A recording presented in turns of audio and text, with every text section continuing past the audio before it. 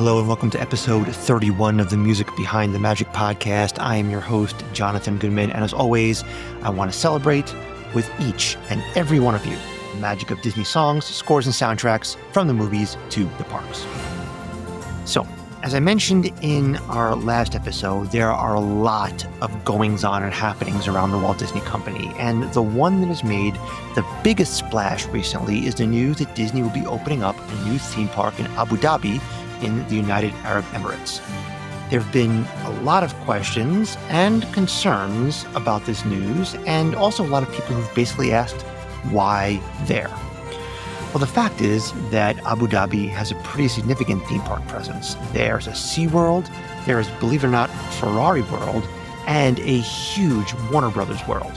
So, if done properly, there's no reason not to believe that a Disney theme park in Abu Dhabi couldn't or wouldn't be a huge success. With all that as background and context, we are very, very fortunate today to be joined by Ron Fish, who's an award-winning composer who has written music, as a matter of fact, at both theme parks at Walt Disney World in Florida, as well as Warner Brothers World in Abu Dhabi. Ron has also written amazing music for huge video game franchises as well. We have a fantastic conversation about his career progression from theme parks to video games and how music plays such an important part in the story of each medium.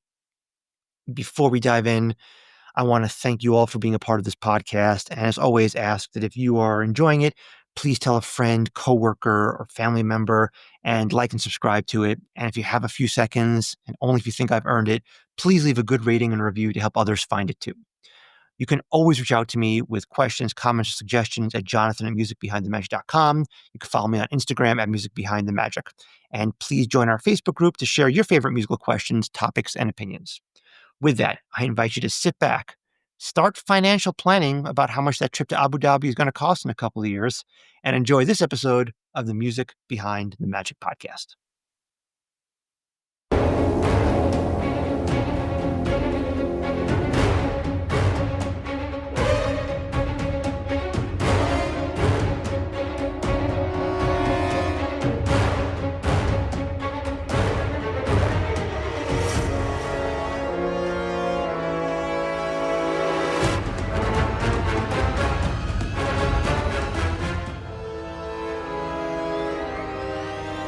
Well, we are so pleased to be joined today by Ron Fish. Ron is an award-winning composer and sound designer for film, video games, and theme park entertainment. He scored some of the most successful video game franchises, including titles like Batman Arkham Asylum, Batman Arkham City, and God of War 1, 2, and 3. His notable tenure at Walt Disney Imagineering saw him shaping the auditory experiences of theme park attractions around the world, where he composed music and designed immersive soundscapes for many of the most featured rides.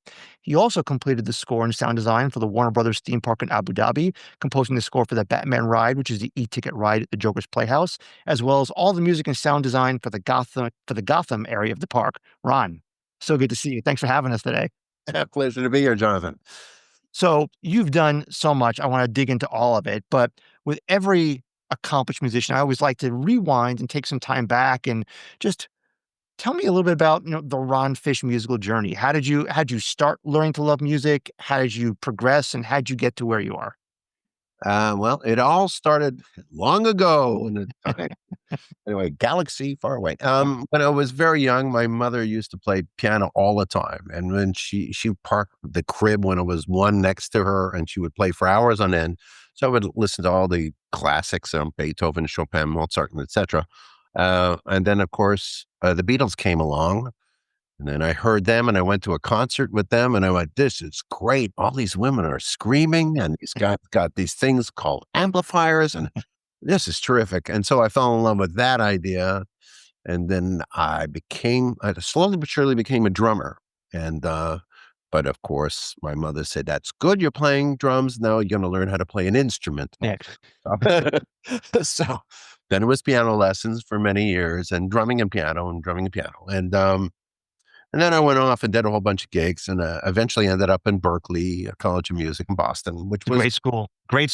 Great school, and they really changed since I was there. When I was there, Pat Metheny just left. Ah, Oh, Gary Burton was still hanging around. This is a long time ago. It's not the Berkeley that we know of today, but it was still a fascinating experience. And I really wanted to study with an arranger called Mike Gibbs, who worked with Mahavishnu Orchestra, John. Oh, John McLaughlin. Now, John McLaughlin. Now that was a musician. Oh yeah, Yeah. this guy that did some string arrangements, that guy was outrageously talented, and I knew I wanted to study with him. So I just went through all the other courses till I could get to him, and then I studied with him for a year, and that blew my mind because his concept of music, storytelling, was completely different than everything else that I had studied at Berkeley. So he was radically different in his approach, and it was great. What was different about it, right? What clicked? What opened your mind to what he was able to do? Okay, so what was so cool about this guy, Mike Gibbs, was uh, in all the classes prior to eventually getting to his level on the you had to go through a lot of other prerequisite courses.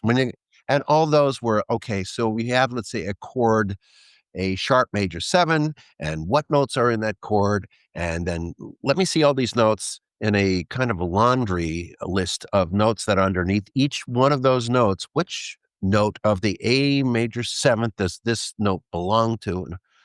And so I was looking at music and the way they were teaching those days is almost in I would call it a vertical fashion. Okay. Right? When I got to Mike Gibbs, he said, that's nothing about musical is vertical. Everything about it is horizontal. So each line that you're going to write has a story that it tells. Mhm. And every line that's with that line that you wrote has a story to tell. And every line that you're going to put your fingers on and make a chord has a story. All these things eventually tell a story. I went, okay, that's radically different, Yeah. completely different. Yeah. But the most important thing he taught, which I thought was great, was there's no such thing as dissonance. Huh. The only thing about dissonance that is dissonant to people is if you present all the notes at once. So it's like bang. If you slam like your fist on a piano and all these notes play, and it's just a jangle of dissonance. But if you tell the story correctly and you introduce each one of these parts that could be considered dissonant, but they're brought in softly and they're brought Mm. with a certain amount of dynamics, then you can get away with a lot of stuff that would just sort of turn your head, but it's not really that dissonant. It's just different sounding. Hmm. Uh, That in itself tells its story. So everything about how he was teaching was storytelling in music, which was great. I mean, that was terrific. Loved it. And did that kind of lead in I know I wanna talk more about how you kinda got into theme park design, right? Because that also storytelling, that kind of is the link. So, how did you find your way from Berkeley? What was your first gig after Berkeley? Oh, I mean, it was drumming in nightclubs in Los Angeles for a long time. So despite your mom's wishes, you still kept the drums as your primary instrument? Well, yeah, because I got really good at drumming Yeah, and keyboard technique was not my thing, but I was drumming. That's what I went into Berkeley as a drum major on drums. gotcha. I knew that I wanted to actually study music and composition, arranging and harmony and all the other stuff.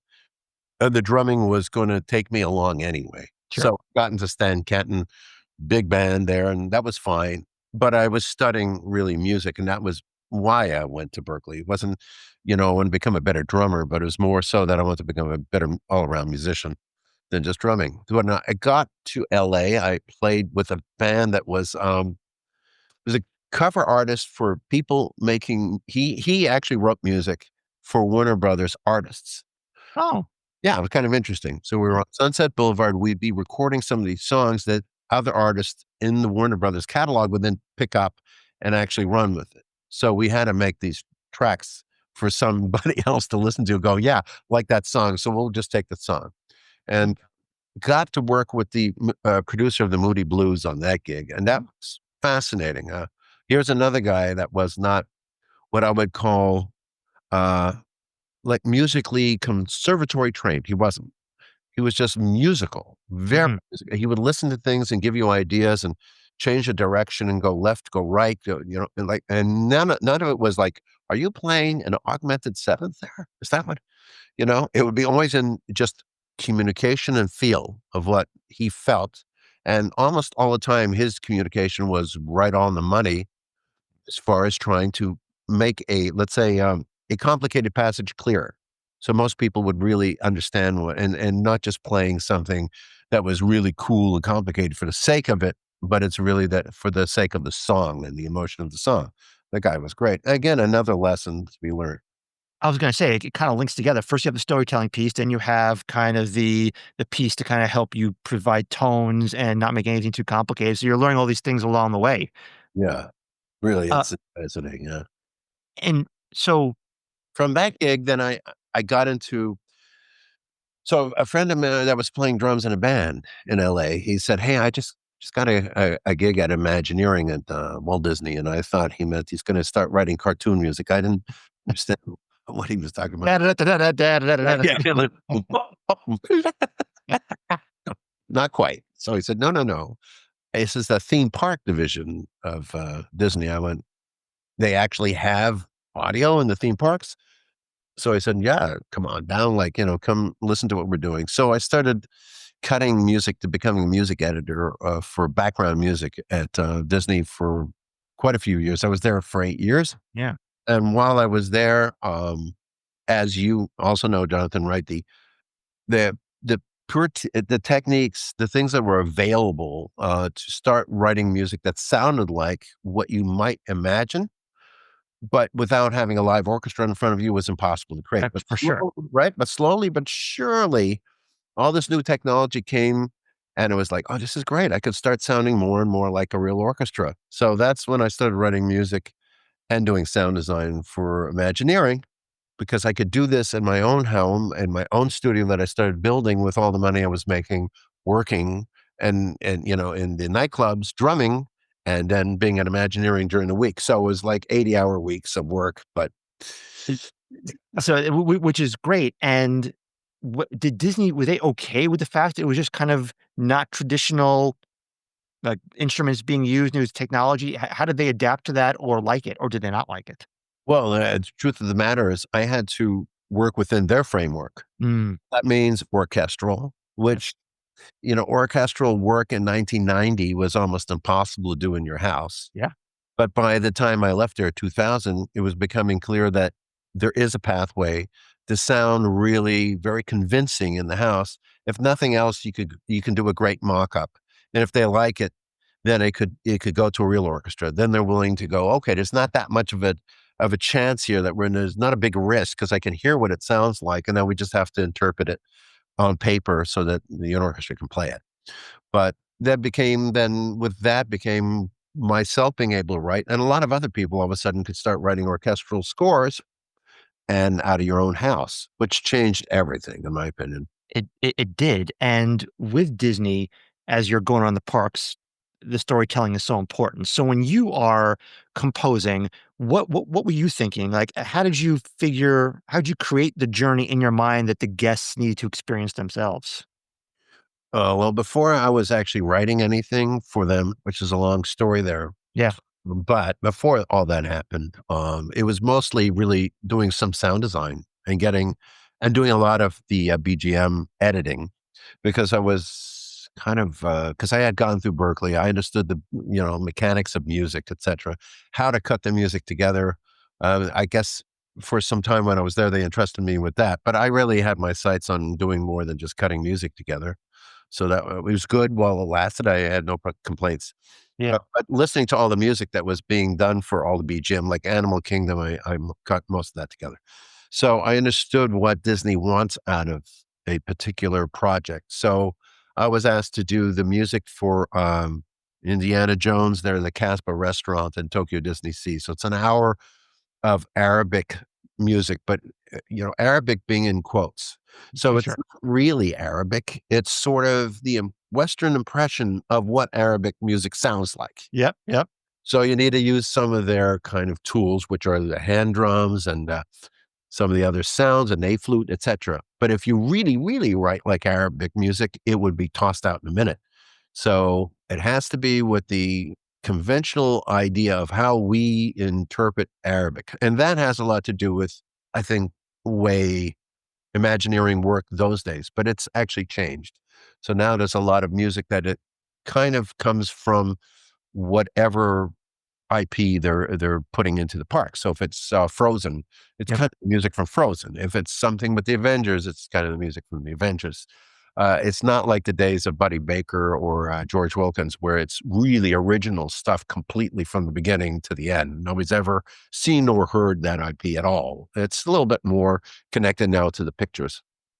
And do you think that, I mean, authenticity is so important, right? Do you think that authenticity is becoming more prevalent, or you think it's still kind of more the westernized, what we think other things should sound like? Well, there is a cross. Okay, so if I'm, let's say, in India, and I hear Indian music. Well, the original Indian music doesn't sound like what you're going to hear walking in the streets of like the hip Bollywood music, whatever. It's still using like drum machines. Drum machines didn't exist there. What's a drum machine? A sitar was the original sound, and tabla is the original. So there's a really a kind of a fusion, right, of different musical influences all over the world. So when you say what is like, what's Disney concept of, let's say, an Indian piece? Yeah. It's still going to be Disney's version of what they consider to be Indian, but the truth of the matter is if you're in India, they're listening to something that Disney made. So there's cross-pollination, right? There's nothing it's harder to find original music that has not been influenced whatsoever by American or Western civilization. Yeah. I wanna hear more about the music that you wrote specifically for the parks, but, you mentioned you cut a lot of the background sound design together, BGM for Animal Kingdom. Yeah. I think that people don't realize, and would love to hear your thoughts, like, it's seamless when you walk from one land to the other, and I would just love it's people take it for granted, but it's such an integral part of the story walking around the entire park, and you and the sound designers are make that happen. Talk about the seamlessness of blending one area to the other and the music changing and just syncing so perfectly when you step from one to the other. So that's one thing that Disney is amazingly good Yeah. at put a lot of focus and attention on, is the importance of what you don't know. Like if you turn it off, then you would know. So it's constantly there's always something playing and grabbing your attention, but it's an unconscious almost that you don't know that it's playing to you, but there's always something going on. Yeah. And what's difficult about that, and they pay an amazing amount of attention to, is the volume levels. It never gets too loud and never disappears. Mhm. And that the music hopefully is cut in such a way that if I'm in the key of A, let's say, I don't want the next piece to be in B flat. You don't want it to be discordant in Yeah. that regard because you really want it just to be setting the mood. And this is I'm just talking about BGM, right? Totally. It's it's really setting the mood for where I am. For instance, for Animal Kingdom was fascinating because I had to pay very close attention to if I'm in this area of Africa, the music needs to be coming from that area of Africa. It's not somewhere in the Congo, but it really is in Tanzania. It really needs to stay with the areas. That's a lot of attention that was put into that, and it took months of research to find like which artist might be playing in that area of Africa. Just the fact that they allow that time to be able to find that is something that you got to take your hats off to Disney's. They take that so seriously, and it's great. It was wonderful in that way. And like you said, so much the technology involved, the speakers involved, the design involved. It's just an unbelievable network of sounds being all used at the same time. There's is and I've worked at Universal also, and I can honestly say there is no company that has the infrastructure that Imagineering has for their theme parks. Yeah. Every company has its oddities. I would say for Disney, the main strength of it is in keeping the how would I put it? They've been doing this so long. They have a way of working. They know what works correctly. Know the success rate is great. They take everything incredibly important. Everything that's done is documented. You can go back and find the information. It's all there. Um, you can walk the halls of Imagineering in the back there in the sound, and you'll see safes with this show is here. You can find anything. Yeah. Everything is documented. Everything is well thought out, really well thought out. Uh, I can't say the same for any other company that is that much into keeping everything just spick and span like the Library of Congress of what they're doing, which is Yeah. really cool, actually. It's amazing. So, you start on the sound design and then you started doing more of your own compositions, Indiana Jones. What else? What are the compositions of your own did you were able to write for the parks? It'd be here and there, bits and pieces, Disney Quest a lot. Yep. And when I did Disney Quest was the very first time that I realized that I wanted to work in the interactive field more so than just cutting music or playing background music or whatever it was. Really there was something interesting about interactivity in music so that it doesn't play just the same track over and over again. And it could change, it could go left, it could go right, it could fork different ways depending on logical information that's coming in from data, from input. So I thought, oh, this is pretty cool. Plus, it was darker, Yeah. kind of darker, not necessarily really what Disney wants to hear. They had a great show called Alien Encounter. It was so great. That scared the crap out of me. And I went there when I was like in college and it scared the crap out of me. You were involved in that one? No, I know. I mean, it was running around the sound department, right? Like I was not. That was the Harringtons, and they did an amazing job. Yeah, yeah. It was scarier than what you ever experienced. It was so scary that it scared the piss out of people, and they had to tone Yeah. it down, but you see, the thing is that didn't last either because it was just deemed a one-off. It was Yeah. scary, it was a one-off, it didn't really fit into Walt Disney World, the Sure. friendliest place on earth, and it didn't quite fit. But my music that I started writing was more of a fit for that kind of thing. It was darker, Yeah. and, I did ride the comics, and I went like, "Oh," they just gave me like, "Here, carte blanche, just write whatever you want, but it has to fit with these villains and everything." Oh, villains. I went, "Oh, this is great." Yeah. So I went back to my dissonant days from Mike Gibbs at Berkeley and went, here we go. Here we go. And from that, I got into video games and I left Disney at that. Yeah, I wanna talk about that, but before we leave Disney, I know you have a super cool story about, Space Mountain and play so tell us about your relationship to Space Mountain in Disneyland. The same guy that I was telling you about got me into Imagineering. He comes up one day, he goes, we're gonna be changing out the music for Space Mountain. Are you still like you still drum? And I'm like, yeah, of course. I mean, it's like I don't give it up. Yeah, I still drum. Oh, okay, great. We're gonna have Dick Dale come in here and we want to replace the whole thing with like Dick Dale and all this stuff, but you got to give me like drum tracks. And we spent like 2 days doing these drums over and over again, different variations, different speeds, tempos, and all this kind of stuff, and just getting it all done. Uh, and then he triggered all those sounds, and then he had Dick Dale come in and play on top of it. And so my drumming and Dick Dale, and for some reason, Wikipedia thought I was in his band. I went like, I'm not in his band. I shook his hand. If it's on Wikipedia, it's true, so that's all I'm saying. Yeah. It's just so they finally realized that I'm not with Dick Dale, but it took about 15 years for them to retract the whole thing. But people thought erroneously that I'm playing with Dick Dale. No, literally, he never saw my drum kit. It was all pre-played, and then everything was timed out according to the track, Yep. right? So it's like, everything is a certain amount of time, and here's the track and all this. And he just played on top of that, and everything was cut by this guy, which really great media designer dude. And that's what you end up hearing for, I don't know, a decade or something like that.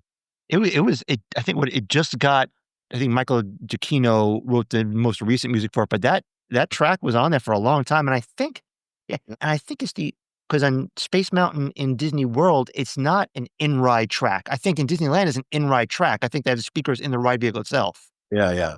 It played there for a long time. One thing is kind of cool is when you're working there, you're doing something. It's like another day at at the pharmacy kind of like, Yeah, yeah. the day at the track, another day at the ranch, whatever you want to call it. But then it ends up playing for like 20 years and people know it really well. And when you're doing it, you just take it for granted. This is what I do and this is what I'm going to do. And it's not like it's going to change anybody's life. The fact is that people really know it and they get excited by it and everything. And you go like, oh, that's really kind of cool. Yeah. All right. Terrific. Yeah. I think the only people, especially Disney fans, they love stuff, and when things change is when they really start losing their minds. So So I can't. It's hard enough to write music people are gonna love. It's probably even harder to change music people already did love. But Yeah. um, when Yeah. you just I want to move on to video games as well. But like looking back, I think don't take for granted the impact you had walking around Animal Kingdom. A lot of the music, people internalize that, and it kind of creates a core memory for them. So, is there any particular thing or any particular piece that walked up to and listened to like, "Wow, I did that. That is pretty You know cool." what I really, you know what I really liked? It Yeah. wasn't something necessarily I did. Well, I mean, that I wrote. I did all the music for Haunted Mansion, Oh. not to Haunted Mansion. Wait a minute, Twilight Zone. So, Oh, Tower of Terror. Yeah. Yeah. so all that weird kind of music that sounds like it's in another zone or something. This bizarre stuff that I did, and I loved that ride. So I was working with another guy, Greg Meter, who was really talented also, and he did the sound design for the boiler room and other things. Actually, was a lot of people in the sound department involved in that one. But I was asked to do, okay, you just do all the music in the queue line and all that stuff outside. And I went like, okay, I love the Twilight Zone, so Of I'm a huge course. fan. Yeah. I'm not talking about the ride necessarily, which I was, but I was before that. I was into Twilight Zone, The Outer Limits, and all these old shows. Love that stuff. And I thought, what can I do with this music that's going to really fit with this? And I got to go there and listen to it and enjoy it and going like, I love this ride. I love what I did here. It fits great. The other things, it's like all in a day's work and a lot of Yeah. the drumming. You got to realize I never put it together. I was just boom ba bang boom ba bang boom boom. Okay, Phil. Okay, boom ba bang bang bang. Just hit the snare. Bang bang. An hour. Bang bang. It was like now bass drum. Boom boom boom boom boom. It was so in pieces that somebody else put it all together. When I did the ride with it, I went like, okay, works nice. It's pretty cool. I think me and Dick Dale, very tight. Yeah, very cute. That's nice. It's like, but I'm always looking forward. Like I'm looking, what's the next thing I'm doing? So if I finish something and then I kind of just wash my hands of it and move on, like, Yeah. what's the next thing I want to do something else. I like spice of life to me is everything. I don't want to keep doing the same thing over and over. I want to do something else. So, when I'm finished it, I ride the ride or I go see the land and go, that's cool. It worked. Great. Next. But yeah, Next. yeah, Well, moving and that kind of leads to the next phase, right? So you kind of did the Disney Quest thing, the interactivity that seemed to really resonate with some of your previous, education at Berkeley and stuff like that. So what talk more about the transition from the theme park more to the games. So somebody at a video game company called Atari. Yeah, Yeah. uh, Yeah, the kids these days don't know Atari. You and I know the 2600 just yeah, fine. yeah, okay, yeah, Commodore. Anyway, Yeah, okay. anyway, he was a big fan of Imagineering, and he found me somehow, and he said, "Hey, you want to write something for Atari?" And I went, "Yeah, like what?" And he goes, "Superman, Man of Steel." And I went, huh. But can I do this without using General MIDI, which was the thing in those days with the beep, beep, beep, boop, beep, boop, beep, Totally. beep, 100%. stupid sounds and stuff, whatever is fine. But I wanted to start trying to use the new, pieces of gear that I was buying, which Yeah. was starting to sound a little bit more like an orchestra and kind of a. And I said, "Are we at a stage where we can play back wave files in stereo?" He said, "Yeah, yeah, yeah, go ahead." So I did that game. He was like, "Yeah, that's great. Do you want to do Godzilla?" "Yeah, I'll do Yeah, Godzilla." sure. Right, sure, I'll do Godzilla. And then I did, Portal Runner and Army Green Men, Green Army Men, whatever for 3DO when they were still in business. I And remember them. I was off and running. I'm like, "That's great." None of those games were huge hits until I hit, God of War, and God of War 1 with other composers. There was a whole, like, cadre of composers working on all those God of Wars, except for God of War 4. And talk a little bit about that, right? So the difference between attraction rides or theme park rides, a lot of loops, right? Was composing for video games more long form? Because, like you said, there's more interactivity. Things change all the time. So, what's the process, and how were you able to craft those types of themes for the games? Oh, well, so Marty Sklar, who used to Of be the course, oh, yeah, yeah, Imagineering.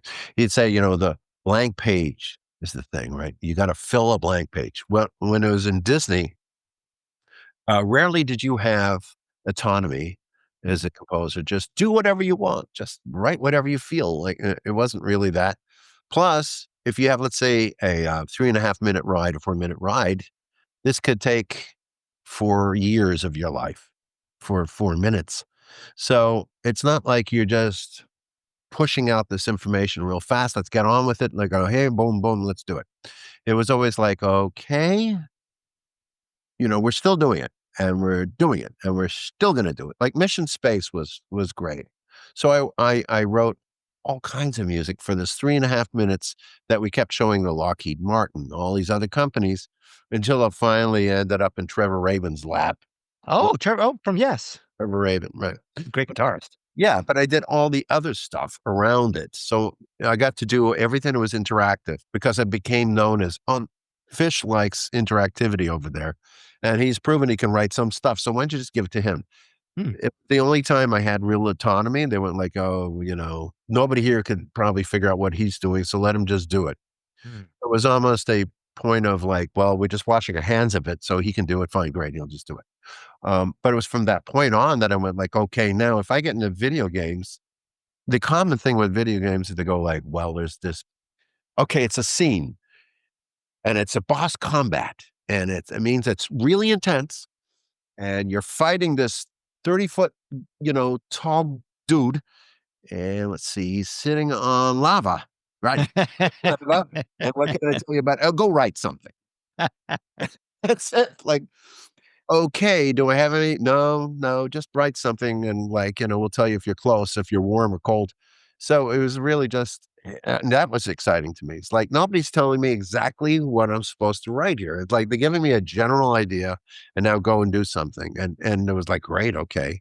That gives me all the autonomy to choose what's the instrument palette going to be, um, you know, what's the tempo, what's the key signature, and all this kind of stuff. And I mean, everything every day was like, hey, it's a blank page almost every day. So, you write a cue, it takes 2 or 3 days, and then you're starting from beginning again. It's really very cool. It keeps you on your toes. You're busy writing. It's incredibly creative. Whereas, in, let's say, Imagineering, it's a very long, drawn out process, right?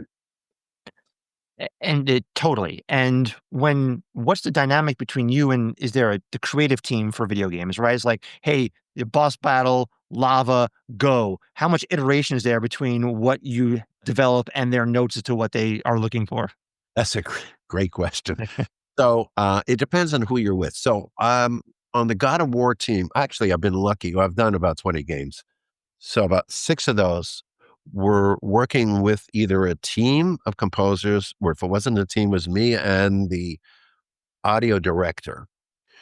On those games of the God of War series, the Batman Arkham series and everything, either one of those had audio directors who actually were conservatory trained musicians. Ah. And so they weren't just go, can you give me blue? It's got to be more blue. Or no, maybe lavender. Can you give me more lavender color? Like, what does that mean? Wow. Is that woodwinds? It's like, what is that lavender to you? Is that a flute? What? And trust me, I worked on one gig with a guy, he sits me down and he was the whole lead of the whole thing. He owned the actual studio. Huh. He goes, I need black. Black. Yes. Okay. What do we mean by black? He goes, you figure it out. I'm like, right, an hour of black. It was great. I actually ended up Gary Gygax's Temple of Elemental Evil was like a Dungeons and Dragons thing. And the guy that was overseeing it was the guy who told me black. And so what did black wind up being? Like heavy gothic minor? Well, so what happened was that I ended up talking to the guy that could talk to me in musical terms. Yeah. And we went like, well, black, because that kind of like dark, obviously, right? He goes, Yeah. well, it's not white. Yeah, it's Yeah. black. I went, yeah, okay, great. But what do you want me to do as far as like, I have some ideas and I'll pitch you a couple of like 1 minute things and see if we're close with this. And he goes, yeah, you don't really have to go overboard. This guy is just telling you something that he thinks in his mind creatively is what comes out musically. But the fact is that we're in different areas of the temple. Some of them are darker than others. And if everything's on a one note thing, it's not going to be good. So, and this guy was cool and he could, express himself. But when we're talking about the God of War, there's a lot of stories there. I can't talk about them all, Totally fair. but the creative director, David Jaffe, had a lot of different ideas, and there were conflicting ideas about the people that we were working with, the composer group, working with some really good guys who had their heads together and really could talk with the creative guy, lead, the director, and pull out the information that we needed as composers to Yeah. successfully write the score that became, big hit, whatever. But it really had to do with communication. Again, it's communication because that's what music and sound is all about anyway. And when you have somebody who can break down what somebody's telling you, like, you know, big, uh, it's brutesque, it's violent, it's whatever. Well, if you're a composer, you take these pieces of information and then you put it together as what kind of sound am I going for?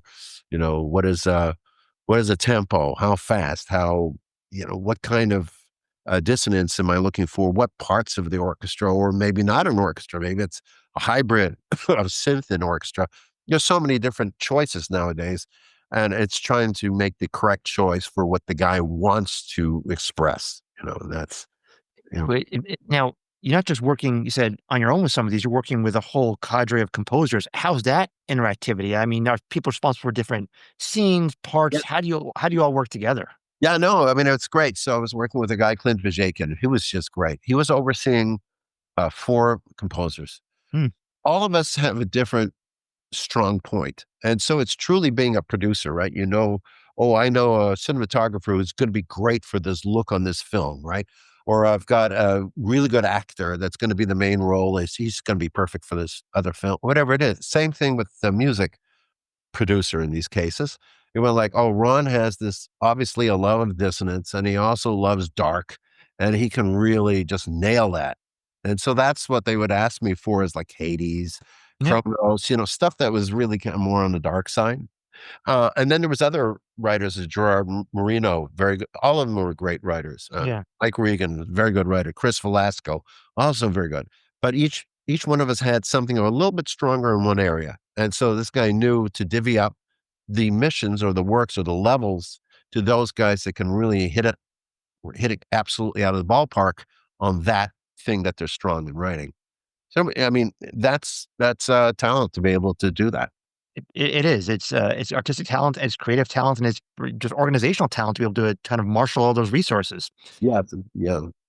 You mentioned dark and kind of one of the palettes you work in. You want to talk a little bit about Batman. So you worked on a couple of Batman games. You also worked on a Batman huge attraction. And, just to give some context, I remember at the Music and Sound Conference last year in Orlando, you were playing the music and mock-ups and it was, I mean, cinematic and big, huge music. But what it was not was Danny Elfman-esque. So how are you able to put your own thumbprint on Batman music and have it work so well? So having worked on those Arkham games, and I was working with another audio director who is also conservatory trained and really understood music. Um, for instance, he suggested for Clayface Boss. He said, I would like you to listen to or consider um, Rite of Spring, which is a very interesting choice. It's also very different than most guys would ask from a composer for a video game. Yeah. Went, "Oh, that's great." I mean, like, wow. Okay. So what we're talking about here is new music from the beginning of the century, the 20s, the 30s, and 40s, whatever. Changing meters, doing stuff that is very unusual, and I thought it was a great choice because Clayface is always changing. So I Mhm. thought, okay, so the big boss battle for this dude should be changing meter all the time. You should never be able to tap your foot and go, "Isn't this cool? I love it." And it's like hip hop.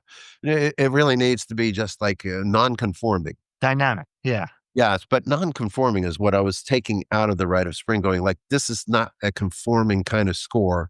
Like Charles Ives would be a non-conforming score, where you have 3 or 4 different meters playing simultaneously. Hmm. I mean, bizarre stuff, which is really interesting. And I'm like, great, that stretches my imagination to come up with something. Also, he wasn't afraid to do that. this guy. So the one thing we didn't want to do is do Elfman because Elfman does Elfman. He Yep. created Elfman. Yep. He's very good. So excellent. My hat off for Danny and what he can manage. But we try to do our own, like you're saying, our own imprint on this thing. And I think we did. He wrote a lot of the very first one.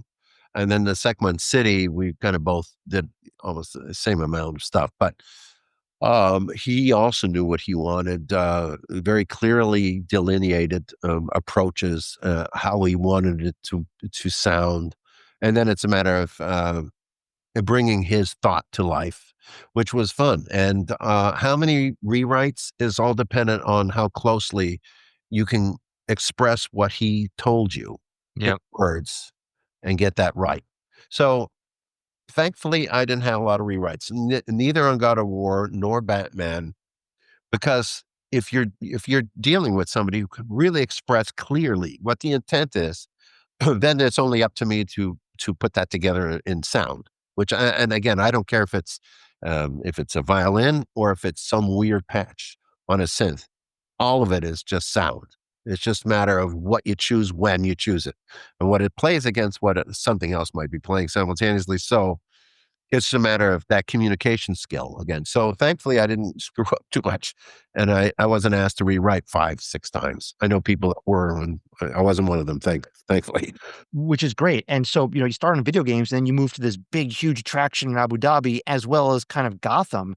So yeah. now you're taking I mean, you've gotten a lot of IP work at Disney. Now you're taking one of the larger, more iconic IPs in Batman. Tell me about that process, how you wrote the music and how'd you get everything to go so well? Because like I said, I heard the music and it was fabulous. I felt like I was in Gotham when I heard it. Well, first of all, thanks. Good kind words. How that came about was fascinating. So in 2008, that part was supposed to go, and then the recession hit, and that ended that. But I did send some of my music to a guy called Dave Cobb, and Dave Cobb is a vet in doing veteran of theme parks, and he was working at a place called Thinkwell Entertainment. I had sent him this thing, and then we're talking all of a sudden in 2016. I reached out to the guy that was the head of audio for Thinkwell. And I said, "Hey, dude, is there anything coming up?" And he said, "Yeah, as a matter of fact," and this is the rare occurrences where, "Yeah, why don't you come down next week and sign an NDA?" And I went, "I'm Sure. not used to somebody getting back to you like immediately." Yeah. So I walk into this room and he goes, "Here, you need to sign an NDA." I went, "Okay." And I'd like you to meet Dave Kopp. And I didn't know from a Dave Kopp. And it was in one of these conference rooms with all the owners of the IP over there and everybody from Thinkwell. I didn't know who anybody was in the room. And it's an interesting thing because you try to figure out, like, is that the guy that owns this company, or is that the creative director? Who's talking? What's doing? Flying blind. Nothing. Yeah. Yeah. So they said, we would like you to, based on Arkham, what you've done in Arkham, we'd like you to take on this project if you're willing. I went like, "Yeah, I'm willing."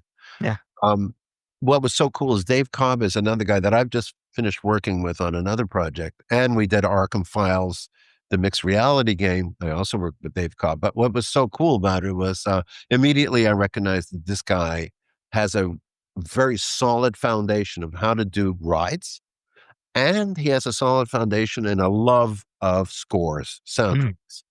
I went like, "Oh, this is great. This guy really has an understanding." So I did 45 minutes of something, played it for everybody like another week later, 2 weeks later, and they all went, "Okay, so that's the guy that right, glad we got him." And I And you went, still didn't know what it was. You didn't know what it was yet, did you? I wasn't really clear on Yeah, yeah, yeah. an area of this thing, and it's a park, and it's in Abu Dhabi, it's Gotham, and then there's an e-ticket ride, and it's Batman, whatever. They gave me some kind of animatic Yeah. scored to that, and Dave Cobb was the guy who turned around and said, "See, I told you that's the guy." And I went like, that's a great feeling, right? You go For like, sure. "Yeah."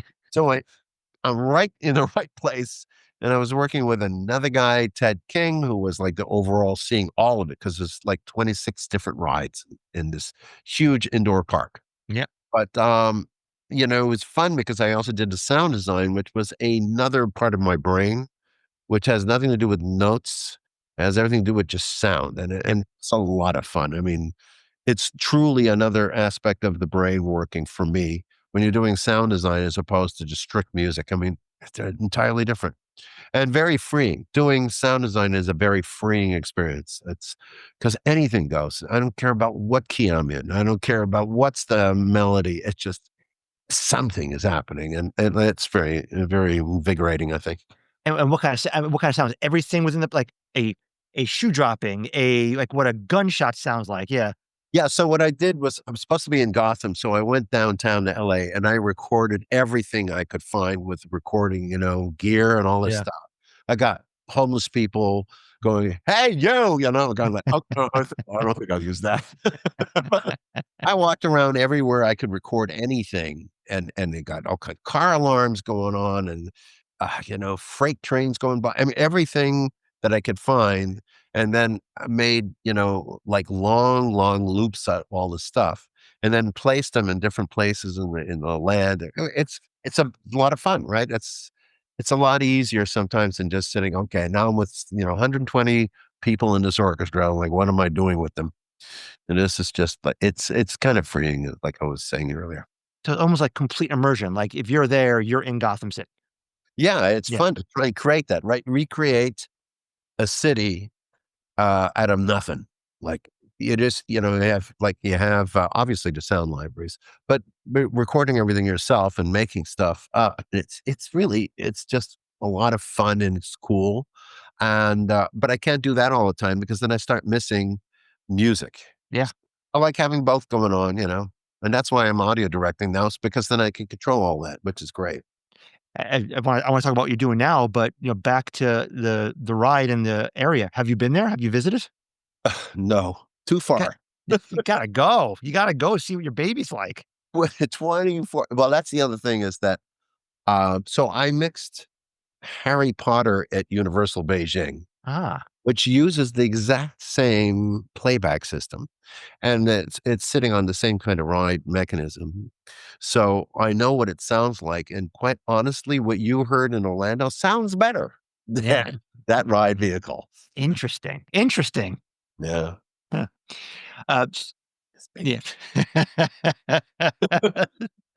So, that kind of brings us to what you're doing now. So, obviously, you're an intellectually curious person. You like using all different parts of your brain with music, sound design. What kind of things are you doing now that you can talk about? That I can talk about. So this mixed reality was a fascinating thing that I was working with Dave Kopp, and it's with this group called Animal Repair Shop. Animal Hmm. Repair Shop, fascinating. A lot of extras, Disney people, and people from Thinkwell, which is Dave Kopp. And I work with him directly um, on a mixed reality thing. So I didn't understand what mixed reality meant. I'm still not so sure I understand it all, but whatever. So mixed reality in this case was a really cool project, which was 100 pieces in a box delivered to your doorstep. You open this box, you build literally Gotham City buildings in 3D, like a 3D puzzle. Huh. And then you take your phone and you scan those buildings into your phone. And I'm trying to wrap this up in a quick way because it's really quite complex. Yeah. But you then interact with the phone in real time with the world that you've just scanned, which is Gotham, with materials and different kind of puzzle items that are actually physical objects. And sometimes you need to work with your phone in conjunction with a physical object to figure out the puzzles. And it's Yeah. basically an escape room. I was about to say the first. It sounds like an escape room. Yeah. It's kind of escape room, and it was basically done with these brilliant guys that are Animal Repair Shop. I mean, they come up with thought patterns that are just like makes my head scratch and spin and go like that's an incredible concept. And they build these puzzles because they're puzzle meisters. Yeah. They build these incredible concepts, and it's just like I need challenge codes to be able to work it out. Just and what I did was I was basically responsible for all the audio that's heard on that, which was an interesting experience because I needed to bridge the gap between reality and non-reality. The non-reality is basically what you scan, but is now your reality. Hmm. So how do I make sure that once you're in the world of Gotham, you believe you're in the Gotham world? And the only way to do that is never stop the audio ever, ever, ever. Interesting. So if you're sending all this information to your home system and you're casting it, and let's say it's in 3D sound, and people have great sound systems these days, it's literally playing all the time for hours. So it's not unlike a video game, but the problem I had with this particular thing is that I can't tell at all what's going on because you might experience this thing completely differently than the Mm, next person next to you, and you could also be just getting frustrated trying to figure out like a solution to a puzzle where somebody else might know immediately how to break that puzzle. So what do you do as a composer is don't build any melodies because the melody is something you're going to hear again and then hear it again and again. So it's like the melody for me at that point were harmonic structures. And mhm. harmonic structures can play without grabbing your attention every minute. Say, hey, listen to this. Here, listen to this. So it's just harmonic structures and ambiences that are constantly playing and interwoven between two, along with dialogue. And, we have cut scenes, which is typical, just left to right. And so you score the scene and you put all the sound effects and all the Foley in it and all the dialogue and then mix that stuff. But that is a little bit easier to understand because it's something we've all done. But the mixed reality between working with a physical object that's in your hand in front of you Yep. and the reality that's coming off your phone and then combining those two, that's interesting. That was And again, the way you describe it is that immersion, right? Like you're trying to bring that piece of Gotham from a non-physical object to a mixed reality thing. It's like that's why you have the music in the background. That's why you have the structure is because you want to make sure that people are feeling like they're in the city. Yeah, absolutely. I mean, it was great, and I got the Animal Repair Shop group is continuing to do really bleeding edge technology stuff, and they're involved in a lot of cool things that I can't necessarily talk about. Yep. Fair enough. They they're a very small and extremely talented group of people, and I'm just like so honored to be their audio director. It's great, but it's also with really talented groups, so it's fun to deal with them, and they give me a lot of latitude to do what I think is necessary, and I always appreciate that somebody isn't breathing down my neck all the time and correcting something or micromanaging, and they just let me go with it, which is great, man. And I got to work with Dave Kopp again, so that was a pleasure too. That's good. So that's on your radar, and I'm sure you're working on a couple other things as well that we hopefully will hear about at some point soon. Yeah, they should be coming out shortly. If I That's could good. talk That's about it, good. would be great. To that point, how can people find you, follow you? How can they find out what you're doing and what you're working on? Oh, it's, LinkedIn. I have a website. Oh, I have a website, ronfishmusic.com. It's all one word, ronfishmusic.com. It's actually, it's a good place. I don't update that all the time with, oh, now I just, I had Starbucks coffee this morning. But generally speaking, I try and keep up. I just update like this is the latest thing I've done, etc. But what's nice about it is you can listen to some of the music excerpts that I've done, poke around in there, or see some of the videos that I was involved in on Batman and whatever else. But I mean, that's kind of a good place to and you can get in touch with me through that. Just like there's a link to one of my email addresses, and you can ask me like, hey, dude, what's up? I So will. I'll put that in the show notes so they know how to get a hold of you. And listen, Ron, what I'd love to do is, as more stuff comes out and your stuff you're able to talk about, have you back on, chat. Just such a pleasure to speak with you. Really enjoyed your story and your conversation, and really enjoyed the time. Thank you so much. it's great being here. I mean, yeah, man, we like to kid it. So there you go. Anytime, give us any day of the week. Yeah, Ron, Ron Fish, thank you so much. I look forward to speaking with you again soon. Thanks for joining. absolutely. Thank you, man. 1, 2, 3, 4. Uh-huh. Lord Almighty, I feel my temperature rising. Higher and higher, it's running through to my soul. You see now, girl, you're gonna set me on fire. My brain is flaming, I don't know which way to go.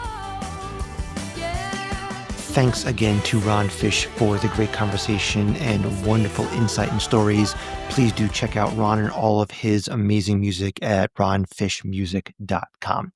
So on to Disney music news for this week. The big movie news is that the live action Lilo and Stitch movie was released. And so far, from what I've seen or heard, the reviews have been very good.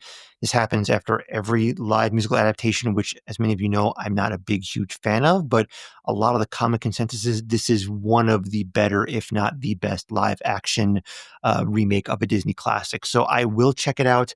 I love the story. I love the music. Let's be completely honest. Stitch in both cartoon form as well as CGI is just adorable. So curious to see how the movie is. But in terms of how that relates to music, the soundtrack for the live action version of Lilo and Stitch has just been released. The soundtrack is led by Hawaiian Roller Coaster Ride and features 2 additional new recordings as well as an all new original score from composer, producer, and songwriter Dan Romer.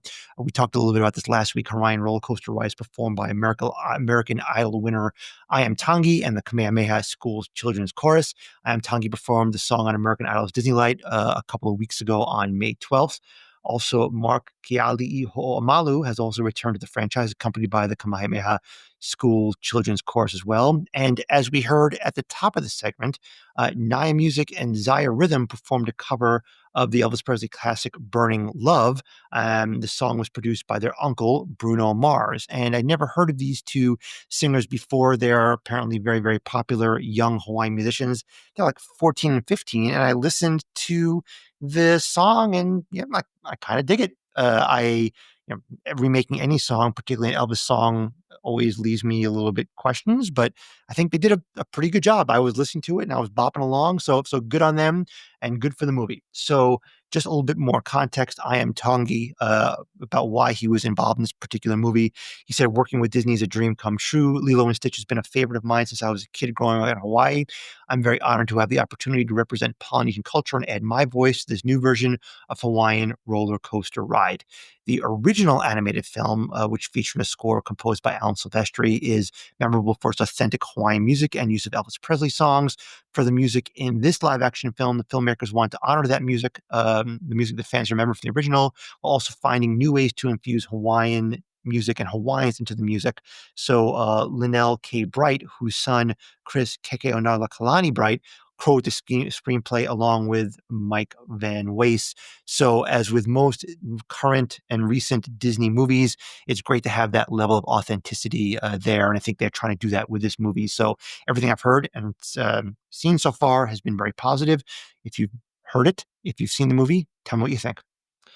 Couple of other things I want to have on your radar. There are 2 new attractions opening up in the next few days. We're less than a week away. There are 2 new shows actually both opening up at Disney's Hollywood Studios in Orlando. May 27th will be a big day as both Disney Villains Unfairly Ever After and The Little Mermaid, A Musical Adventure are both making their debut. The new Little Mermaid production will feature all new digital puppetry, props, scenery, and visual effects, which is going to create an entirely new experience for audiences. The show will feature classic musical numbers, including Part of Your World, Poor Unfortunate Souls, and Kiss the Girl. It will also feature a new song that was not a part of the previous voyage of the Little Mermaid attraction. A couple of months ago, Disney revealed that the Little Mermaid, A Musical Adventure, will feature all the same songs, plus a new song, Daughters of Triton. In terms of the Disney Villains Unfairly Ever After, the teaser synopsis for that show states, quote, "They've broken through the magic mirror's glass. Now what? This immersive musical stage show brings the most devilish foes into our world to figure out once and for all who is the most misunderstood, who has had the worst time as a villain. It's time for these baddies to share their side of the story in a show full of theatrical magic, witty humor, and plenty of mischievous charm." It concludes, adding that in the end, it is you who decides who has been treated the most unfairly, but choose wisely. You never know who might have a poisoned apple up their sleeve. The musicians and composers involved in this particular show include Tim Heitz, who's the music arranger, Mark Renfro, who's the show director, Doug Mars, who's the music producer, and Roger Butterly is the conductor and composer. And I played a snippet of the new song a couple of weeks ago. It sounded pretty cool. So I think both of these shows have kind of been teased. I think there's been some soft openings. They're all going to be on YouTube now. I don't know how you feel about checking it out for spoilers, but if you're interested, it would be great to see them live, but they're there on the video if you're interested as well. And then I thought this was just a funny way to leave off the last piece of music news. There's been a new Disneyland Promenade music loop. So as we all know, Disneyland is celebrating its 70th anniversary with all kinds of new and returning entertainment offerings, special attraction overlays and themed decorations. So in addition to this visible decor, the resort has also added a new music loop to the Esplanade area that houses a new castle sculpture. So there have actually been two music loops that have debuted in that Esplanade since the beginning of the anniversary. The first loop, which apparently arrived at the very beginning on just a week or so ago on May 16th, featured classic Disney songs played in the style of a music box. And these were songs including When You Wish Upon a Star, Under the Sea, Once Upon a Dream, and more. It sounds like, from what I've read, this music style and arrangement did not go over well. It sounds it went over about as well as a lead balloon. So it sounds like they might have relegated this loop to more of an evening type wind down attraction. Another criticism was it was only half an hour. So just a week or so after the debut of that music box loop, it's already been replaced by a new music loop during the day. And I've mentioned the music box loop still plays at the end of the night. Disney, of course, has not admitted whether the change is due to the guest reactions or if they're just changing the music is an ongoing part of the anniversary proceedings. But as you look at the list of songs for the new loop, it is much longer. It is much more original and seems to be just a broad array of classic Disney songs we all know and love, from things like Yo-Ho, A Pirate's Life and Part of Your World to the new versions of Rainbow Connection and Celebrate Happy on the new Disneyland record that I talked about last episode as well. So what does this go to show? It goes to show that Disney music fans can be a pretty picky and a pretty fickle bunch. But as far as I'm concerned, I think that's okay because music is so important. We need to make sure they do it right and gives us the experience that we all want and know that they can do. So that was a funny little thing I wanted to end with. And that is Disney music news for this week. Well, that's it for this week's episode of the Music Behind the Magic podcast. Again, I want to thank Ron Fish for joining us and for the great discussion. I also want to thank all of you for listening and for being part of this community. Please feel free to reach out to me with any questions, comments, or suggestions, and let me know what you want to hear more or less of. Just in a bit of a somber note, this podcast is being released on Memorial Day. So today, if you are able to, please take a moment or two to reflect on those who have given their lives in the service of our country. With that, we have some more great guests lined up for the next few weeks, and I can't wait to share those interviews with you. So until next time, thank you so much and have a magical musical day.